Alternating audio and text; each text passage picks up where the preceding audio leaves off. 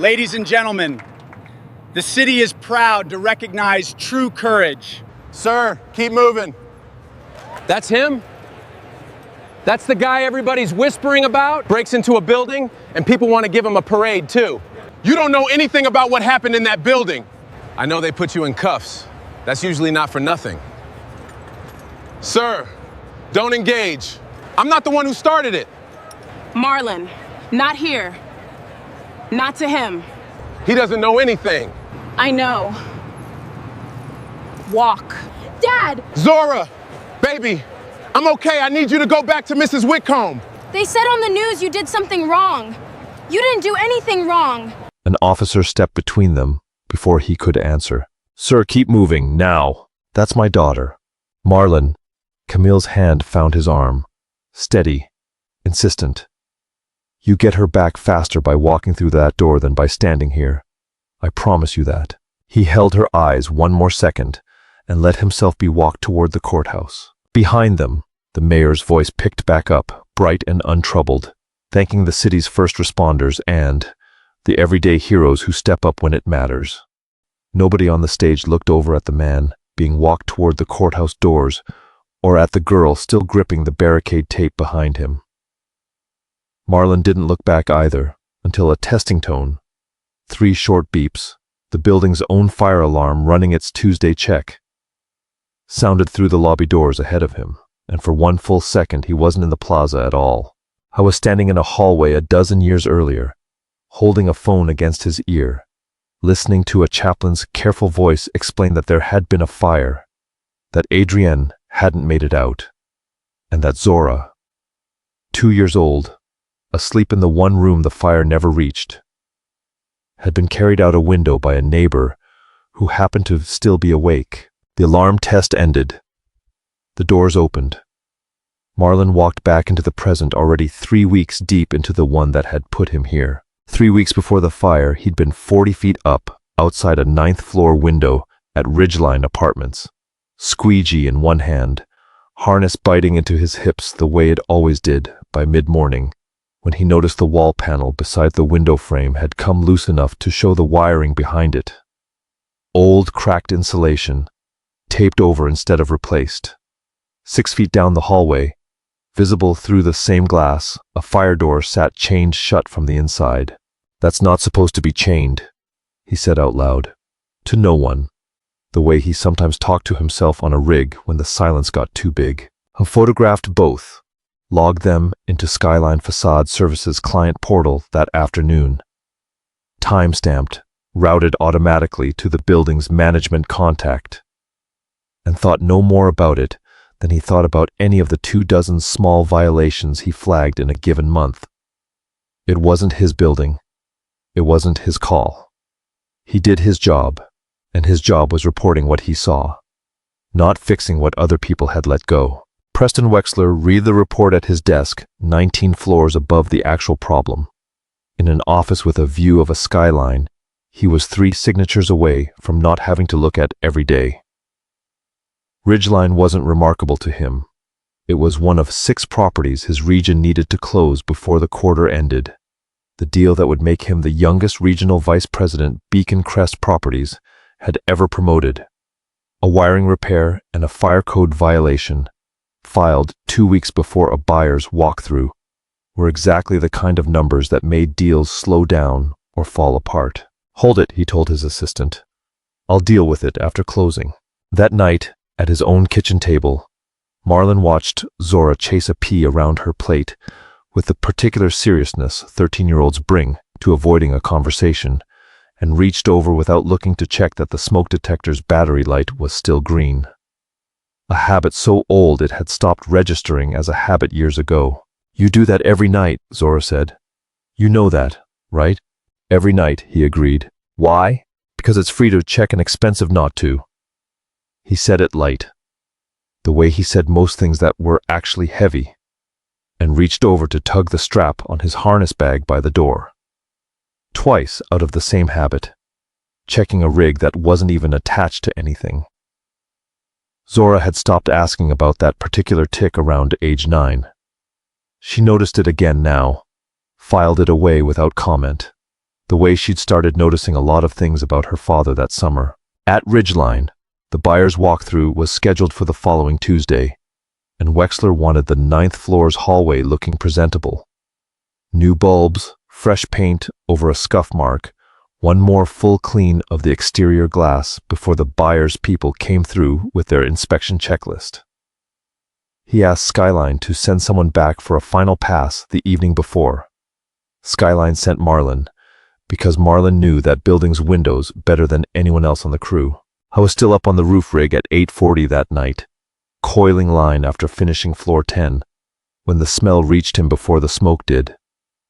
The specific chemical sharpness of insulation burning, not wood. He looked down through the service elevator shaft and saw it glowing orange, 4 floors below. He had his phone against his ear and 911 dialed inside 9 seconds, giving the dispatcher the address, the floor, and the words, electrical, not open flame yet. I can see it from the exterior, before most residents on the affected floors had even smelled it themselves. Sir, are you inside the building? I'm on the roof. I'm not planning to stay there. He was already moving toward the rig anchors, harness still on from the day's work, checking the primary line with 2 hard tugs, out of a habit that had just become the only thing standing between 14 strangers and a chained fire door. I need you to tell the responding units there's a fire door on 9 that's been chained from the inside. They're going to lose time on that stairwell if nobody tells them first. He clipped a second line as backup, tested it, and went over the edge. The first window he reached belonged to an elderly couple who hadn't heard the alarm because both hearing aids sat charging on a nightstand across the room. Marlon rapped the glass hard enough to crack it, then finished the job with the flat of a rescue hammer. He kept in his kit for exactly this kind of morning, though he'd never once expected to use it at night, on someone else's building, for someone else's emergency. I need you to trust the harness, not your legs, he told the wife, guiding her hands to the strap he'd clipped around her. I've already checked it twice. 2 tugs every time. That's not for luck, that's a test, and it passed. Who are you? The husband asked, voice cracking somewhere between fear and disbelief. The window guy.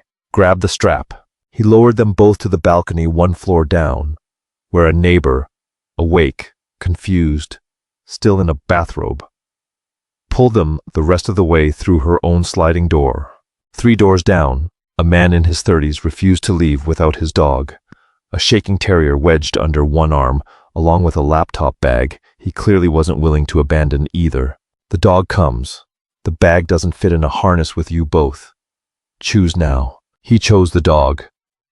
Marlon clipped them both in and went down together, faster than felt safe because upstairs, the smoke had gone from gray to black in the time it took to argue about a laptop. By the 4th apartment, Callum Pierce had set up across the street with his phone propped against a parked car's side mirror, narrating to whoever was watching his stream in real time, catching Marlon's silhouette against the building's exterior lights but never quite his face. Angled wrong, backlit, half swallowed by smoke each time he swung close to a window. On the 8th floor, a mother pounded on a bedroom door that had gone warm enough to worry her, 2 kids crying somewhere behind it. Marlon tested the door himself, palm flat against the wood. Warm, not scalding, meaning the fire hadn't fully breached that wall yet, meaning there was still time to go through the window instead of waiting on a door that might not open at all. Both kids first, you're right behind them, he told her, breaking the glass, feeling the answering rush of hot air against his face that told him he'd read it correctly. Close, but not yet through.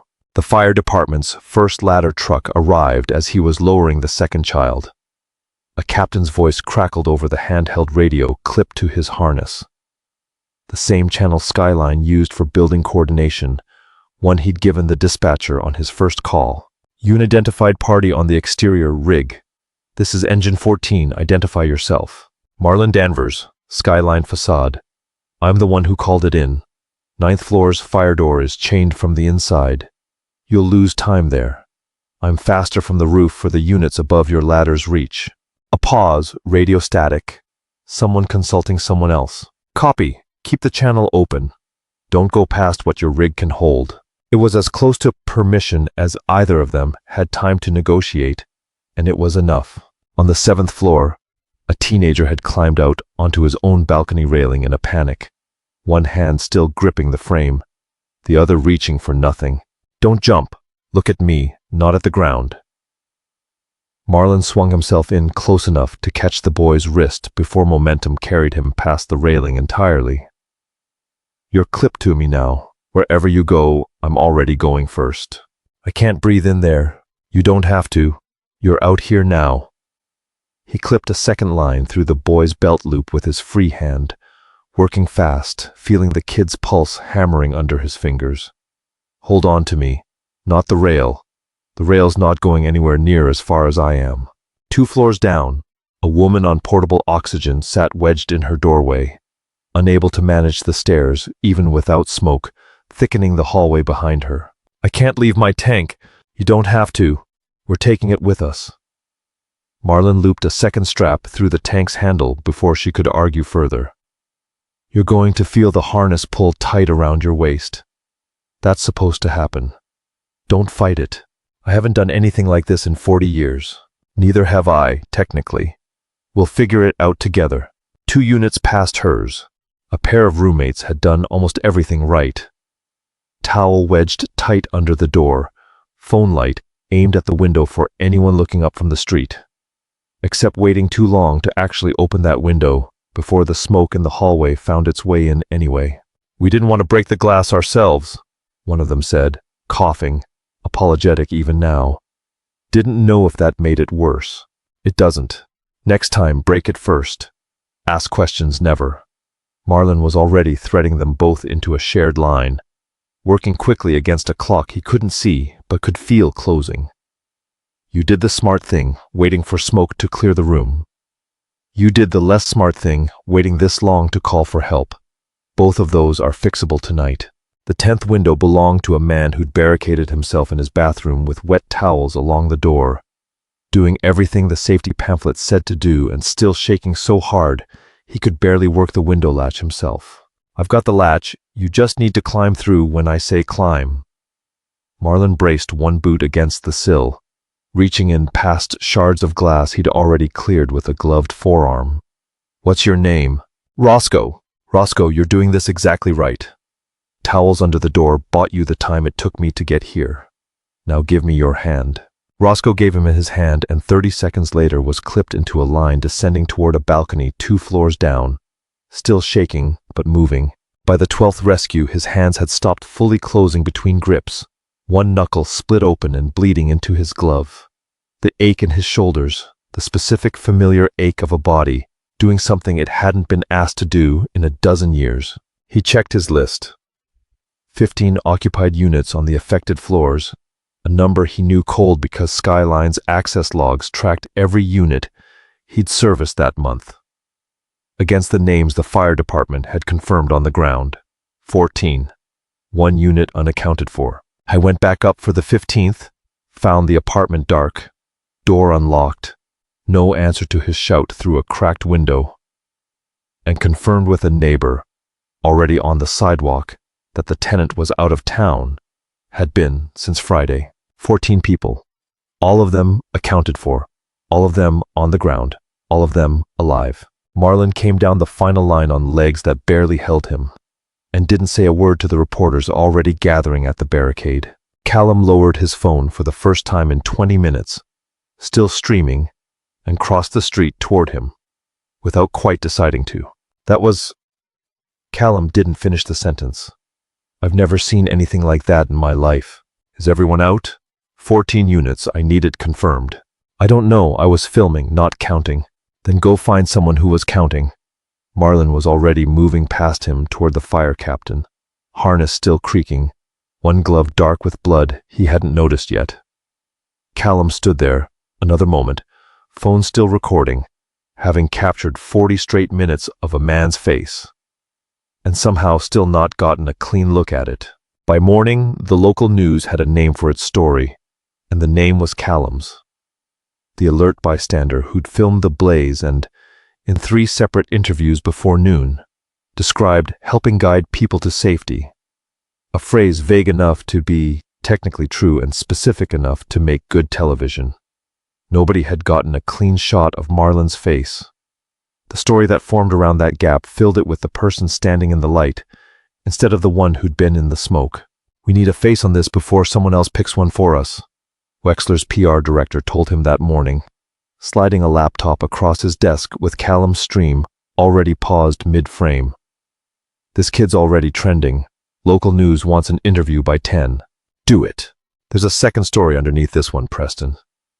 Somebody official is going to ask why a window washer had to rope himself off a roof instead of the fire department handling it through the front door. Then make sure that's not the story anyone's asking. Wexler didn't look up from the report still open on his own screen. A report he had not yet mentioned to anyone in that office. Get ahead of the door situation. Building maintenance responded appropriately. Emergency crews were on scene within minutes. Keep it simple. And the rope guy? Not our problem. Let the building security team handle whatever he was doing up there without authorization. A public relations team retained by Beacon Crest Properties reached out to the same station within the hour, offering context, background, a statement about the property's swift emergency response, and steering, gently but unmistakably, away from any question about a chained fire door that might otherwise have led straight back to a maintenance report sitting unread in Preston Wexler's inbox. The building's security chief, briefed by someone in that same conversation, told the responding officers that an unidentified individual had been seen breaching a restricted roof access panel, bypassing the fire department's designated approach zone, and directing residents toward exits that hadn't been cleared. It wasn't exactly a lie. It also wasn't the whole truth, and the officers taking the statement had no way of knowing the difference. Marlon's name wasn't on any list of Ridgeline's approved personnel that anyone thought to check before deciding it would be simpler to bring him in and sort it out at the station.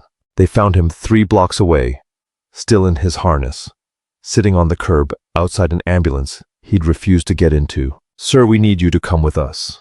I already gave the fire captain my information. Ask engine 14. That's not what we're talking about right now." The cuffs went on outside his own truck, in front of a small crowd that had gathered to watch the fire trucks pack up, none of whom understood yet what they were actually watching. At the precinct, a detective named Ruiz sat across a table from him with a folder she hadn't opened yet. The same posture Marlon recognized from a dozen debriefs he'd sat through on the other side of a table like this one. "Walk me through what you were doing on that roof." "My job.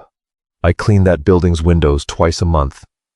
I was up there finishing a job when I smelled smoke, and instead of calling it in and waiting for the fire department, you decided to handle a 14-unit evacuation yourself. I called it in first. Then I stayed on the line with the responding captain the entire time I was working. You can pull the radio log from engine 14. Security says you bypassed a restricted access point. Security's wrong about what restricted means. I have a standing service contract for that roof. Ask the building's own maintenance office, not the guy who's never been up there." Ruiz wrote something down without looking up. "Why not wait for a ladder truck?" "Because the fire door on 9 was chained shut, and the people behind it didn't have 20 minutes for me to wait for permission." Marlon kept his voice level, the way he'd trained himself to a long time ago, in rooms far less comfortable than this one. "I'll answer anything you ask. I'd just like it on record that I asked you the same question back. Why nobody's asked yet how that door got chained in the first place." Ruiz didn't answer that. She closed the folder instead. "You're being held on an interference charge pending review. Someone will explain your rights to an attorney shortly." "I know my rights. I'd like the phone call now, if that's still on offer." I used it to call his daughter's school, not a lawyer. The only number he had memorized that could get a message to Zora before the news did it for him. Zora heard about it from a neighbor 2 hours later, standing in her own kitchen holding a phone she didn't fully understand how to use for this kind of news, and for a long moment didn't say anything at all. Just stood very still, the way her father did when something had gone wrong and there wasn't yet a plan for it. She stayed with Mrs. Whitcomb down the hall for 2 nights, sitting at a kitchen table that wasn't hers, doing homework she couldn't concentrate on. They arrested him for saving people. That doesn't make sense. No, Mrs. Whitcomb agreed, setting down a plate of food Zora wasn't going to eat. It doesn't. Everyone keeps saying the other guy's name on the news. Callum something. They're acting like he's the one who did it. People believe whichever story reaches them first, sweetheart. That doesn't make it the true one. What if nobody ever tells them the true one? Mrs. Whitcomb didn't have an answer for that. And Zora didn't ask again.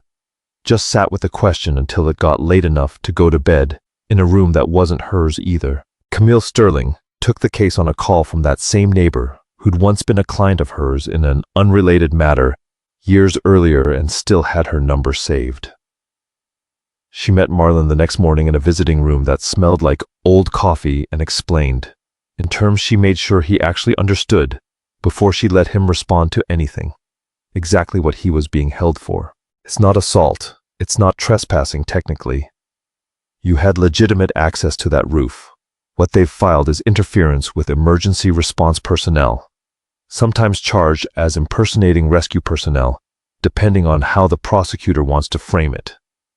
In plain terms, they're saying you inserted yourself into a professional emergency operation without authorization, in a way that could have gotten someone hurt, based on a security report that never checked whether you had a reason to be there in the first place. I called it in. I stayed on the radio with the fire captain the entire time. I know, that's going to matter enormously. It's also not going to matter today. So what do I do today? Today you let me do my job, and you go home to your daughter, and you don't talk to a single reporter, no matter how sympathetic they sound on the phone. Camille closed her folder. I've watched good cases get worse because a good man got tired of staying quiet. Don't be that story. I wasn't planning on being any story.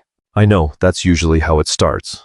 His arraignment happened the following morning, 6 minutes in front of a judge who looked like she'd already heard 4 other cases exactly like it that day, and would hear 4 more before lunch. The people are requesting he remain in custody pending trial, Your Honor, given the severity of the alleged interference. Counsel, my client has lived in this city for 9 years, has a 13-year-old daughter with no other guardian, and turned himself over to police voluntarily rather than fleeing the scene of what he now stands accused of. Camille kept her tone flat, almost bored, the way she always sounded most dangerous. He is not a flight risk. He is a father. The judge released him on his own recognizance with a court date set for the following week.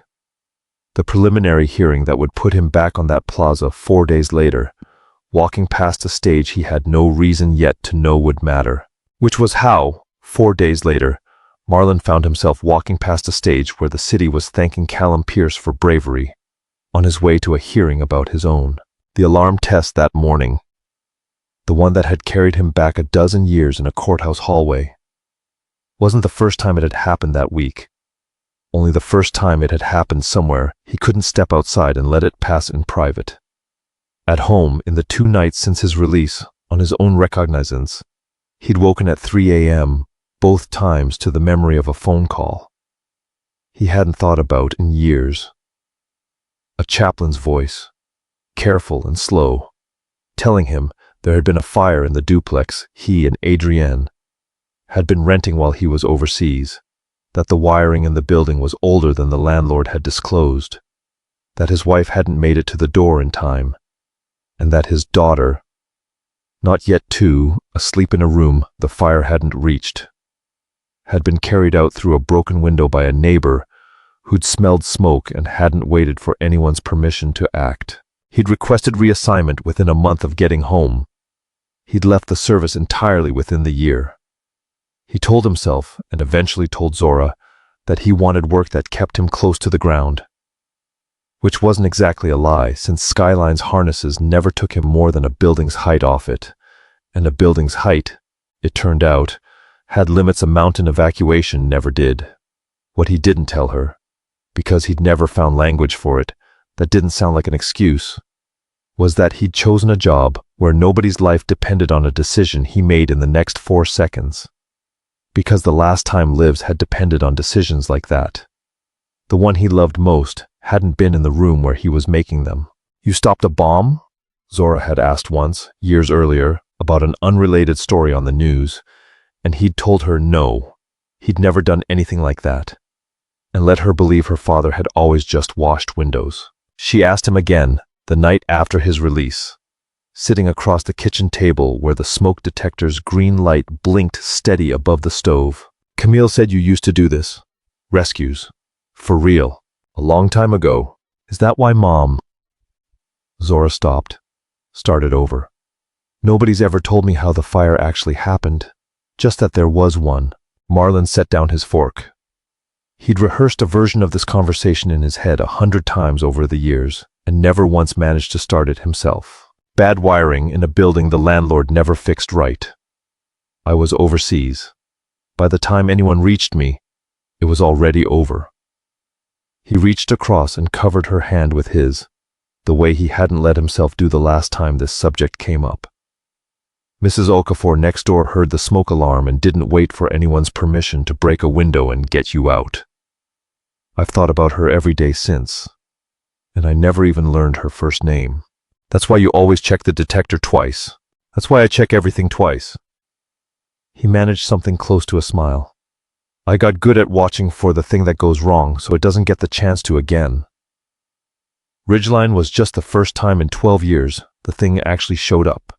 Zora didn't say anything for a while. Then she reached for the harness bag by the door, still hanging there from the morning before his release, and gave the strap 2 firm tugs, testing it the way she'd watched him do 1,000 times without ever knowing why. 2 tugs, she said. Like that? Exactly like that. Fire investigator Adelaide Prager opened her own inquiry into the Ridgeline blaze, independent of the criminal case against Marlon, because building fires got investigated regardless of who the district attorney's office was or wasn't charging, and because something about the burn pattern on the 6th floor, concentrated, fast-moving, consistent with old wiring rather than anything deliberate, told her this was a code problem, not an accident of bad luck. She walked the 6th floor herself 2 days after the fire, camera in hand, and found the security chief waiting for her by the elevator bank, unprompted. I already gave a statement to the police. I read it. I'm not with the police. Prager held up her department ID. Fire cause investigation is separate. Walk me through what you actually saw that night, not what you told them. I saw an unauthorized individual on a restricted rooftop panel. Did you see him get there? Or did someone tell you he was there? The security chief hesitated half a second too long. I was relaying information I received. From whom? I'd have to check my notes. Prager wrote that answer down word for word, underlined it twice, and moved on to the 6th floor electrical closet without another question, already fairly certain she wouldn't need one. Callum, meanwhile, sat at home reading comment after comment under his own viral clip. Most of them congratulatory, a growing handful, asking a question he didn't have a good answer for. Who's the guy on the rope? And why isn't anyone talking about him? He hadn't lied. He kept telling himself that, scrolling past his own face on 3 different news broadcasts.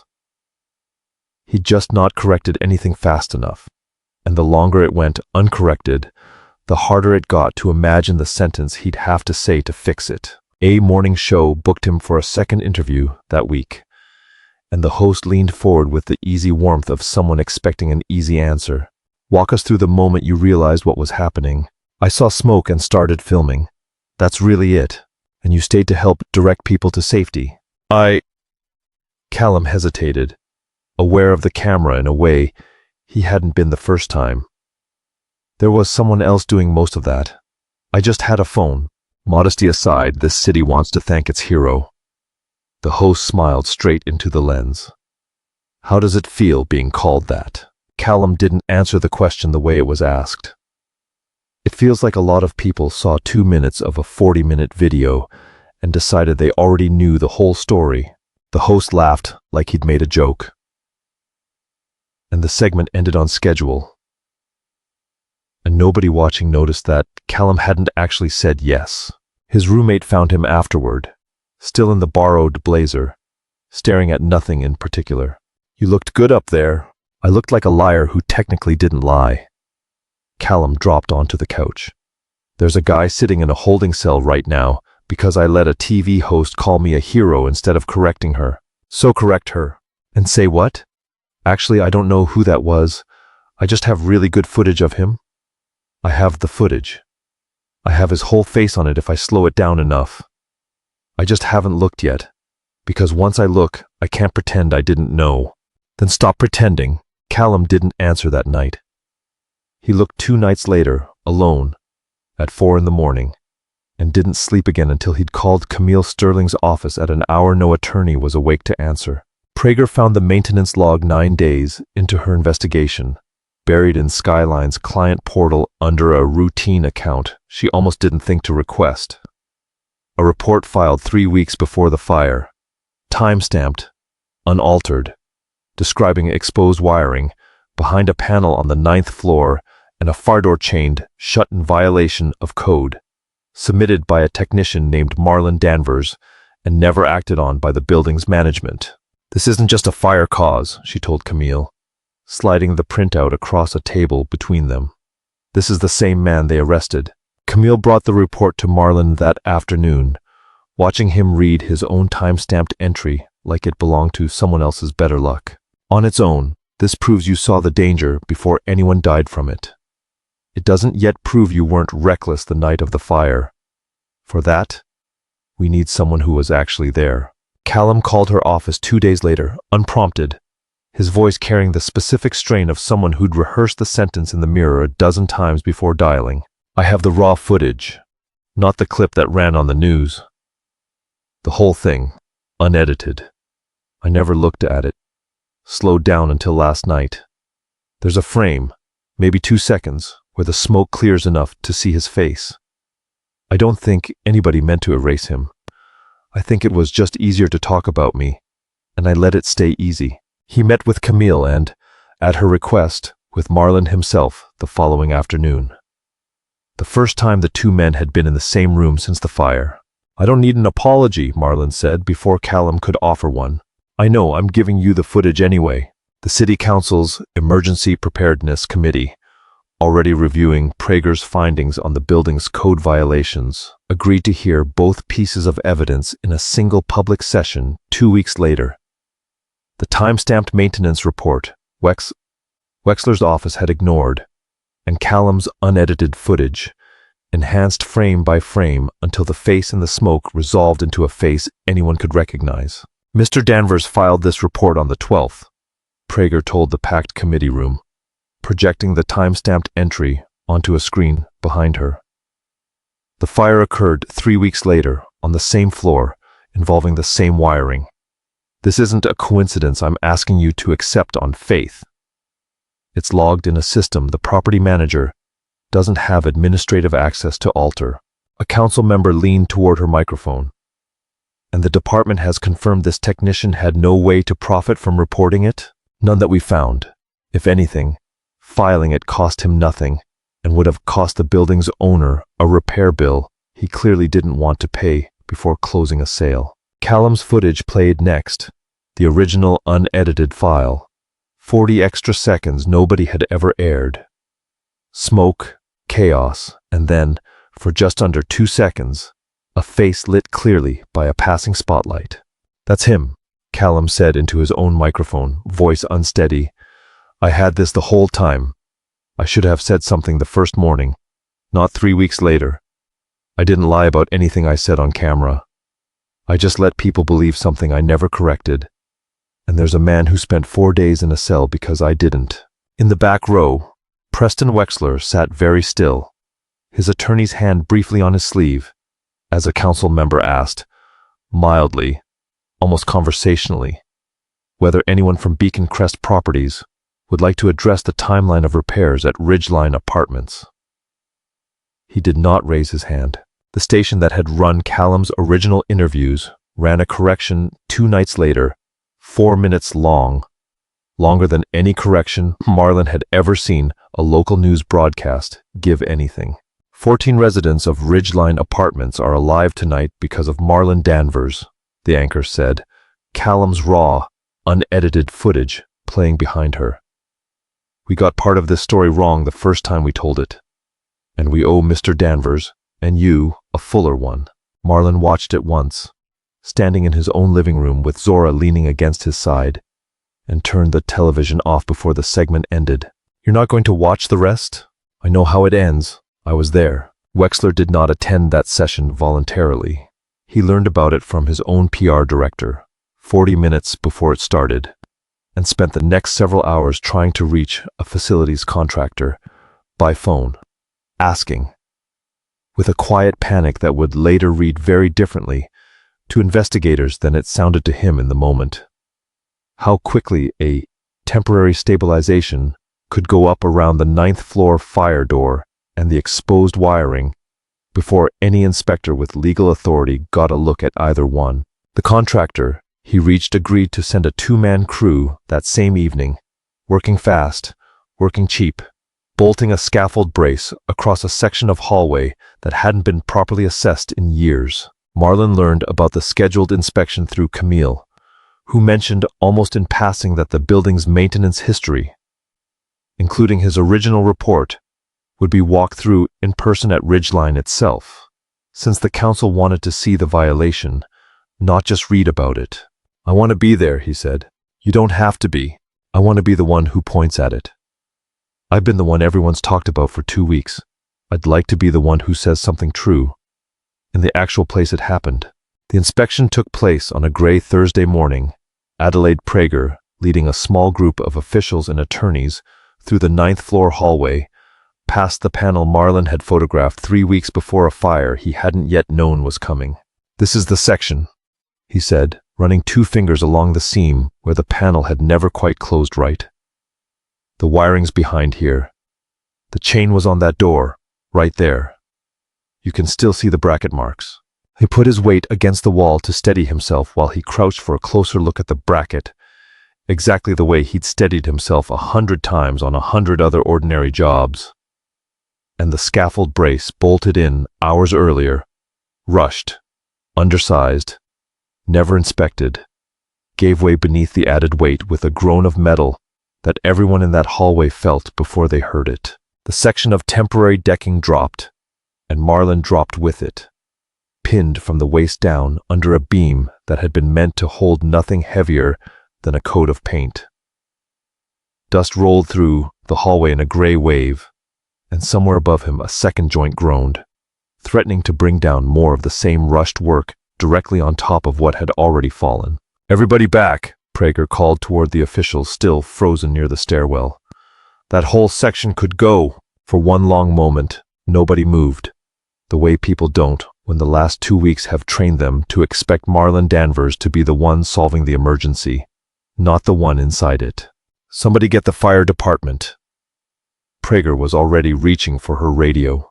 No time for that, Zora said, and Marlon, pinned and gasping, realized only then that his daughter had come with Camille that morning, standing at the hallway's far end, already moving toward him before anyone thought to stop a 13-year-old from walking toward collapsed scaffolding. Zora, stay back. You taught me the tugs. She was already at the coil of rescue line Marlon had left clipped near the stairwell door days earlier, out of habit, the same habit that had put a harness on a roof 3 weeks before anyone needed it. 2 tugs, I checked it, both times. Callum reached the line a half-second after she did, having come to observe the inspection at Camille's invitation, and understood without being told exactly what the girl needed him to do with the other end of it. Tell me what to pull, he said. That beam. Together. On 3. Zora's voice cracked once and steadied. Dad, brace your arms. Don't help us. Just don't move. They pulled the beam clear on the second try, Callum's grip failing and resetting once. Zora's smaller hands white-knuckled around a line she'd never held outside her own front hallway until the weight shifted enough for 2 paramedics, arriving late exactly the way Marlon himself had so often arrived first, to finish freeing him. He came up coughing dust, one leg wrenched but not broken. His daughter's hand still locked around his wrist in a grip he didn't try to loosen. I checked it twice, Zora said again, quieter now, like she needed to say it a third time before she believed it herself. I know you did. His voice came out rougher than he meant it to. That's exactly how you're supposed to. Beacon Crest's regional president called Wexler into a conference room 2 days after the collapse, made every local broadcast. A printed phone record laid flat on the table between them. 3 calls to this contractor the same afternoon the council announced its inspection. Explain that to me before our attorneys have to. I was trying to keep residents safe during an active repair window. There were no residents. The building's been empty since the fire. The president didn't raise his voice. You bolted a rush job over a known violation to keep an inspector from seeing it, and it nearly killed the one person in this whole mess who actually did something right. I don't need you to explain it to me. I need you to clean out your office. Preston Wexler was placed on administrative leave within the week, then terminated, then referred for criminal investigation into falsified safety records and obstruction once the temporary scaffold's origin traced back through 3 phone calls to his own name. The building's security chief resigned before he could be asked to. The charges against Marlon were formally dropped a month later, in a filing so brief and so quiet, it made no news broadcast at all. No press conference, no correction printed above any fold. Just a document Camille read aloud to him over the phone while he stood on a scaffold 40 feet up, halfway through an ordinary Tuesday's work. Do you want to make a statement? She asked. Not really. You earned the right to be loud about this, Marlon. Nobody would blame you. I know. I'm just not sure being loud fixes anything that being right didn't already fix. He shifted his weight against the harness, checking the strap out of habit even mid-conversation. Tell them thank you. Tell them I'm glad it's over. That's the whole statement. That's it? That's it. The council's talking about redoing the ceremony properly. Your name this time. Tell them I've got a full schedule this month. He said it without heat, without performance, already reaching for his squeegee, already checking the strap at his hip with 2 hard tugs, before he leaned back into the harness and let it hold him. Callum kept in touch longer than either of them expected. He showed up at Skyline's shop that winter asking, half joking, whether they were hiring. He'd gotten interested in rope work after watching it save a man's life twice in one story, and figured he might as well learn what it actually took instead of just filming it. Marlon told him no, then spent an afternoon teaching him to tie a figure 8 anyway, because some habits were worth passing on, even to people who'd started out getting the story wrong. The following spring, on a bright Tuesday afternoon, Zora climbed the fire stairs of a downtown office building on her lunch break from school, found the roof access door, propped open the way her father always left it when he was working below, and looked over the edge to watch him finish a pass. On the 9th floor, squeegee moving in one long, unbroken line from top to bottom. You're going to be late for your own dentist appointment, she called down. I've got 4 minutes and 1 more window. He didn't look up. Focused on the corner, he never rushed. How was school? Fine. Callum's picking me up after. He wants to test a new camera rig on my birthday video. Tell him if he points that thing at anything higher than the 2nd floor, I'm confiscating it. I already told him that. She sat down at the edge of the roof access, legs dangling, watching her father work the way she used to watch him check the smoke detector. A small habit, repeated so often it had stopped looking like anything but ordinary life, which, this time, was exactly what it was. Dad, do you ever think about going back? Doing the real version of this again? I did the real version of this again. 14 times on a Tuesday, with a squeegee bag full of ordinary tools. He glanced up at her, shading his eyes. I don't need a different job to be the person who shows up. I already am that person. This one just happens to pay on time. That's a very dad answer. I'm told I'm very good at those. He finished the last corner, gave the line one final tug. Twice, out of habit, checking a rope he trusted completely. And started up, one clean pull at a time, toward the roof, toward his daughter, toward an afternoon with nothing more urgent in it than a dentist appointment and a birthday video, which was exactly the kind of ordinary he had spent a long time learning how to want again.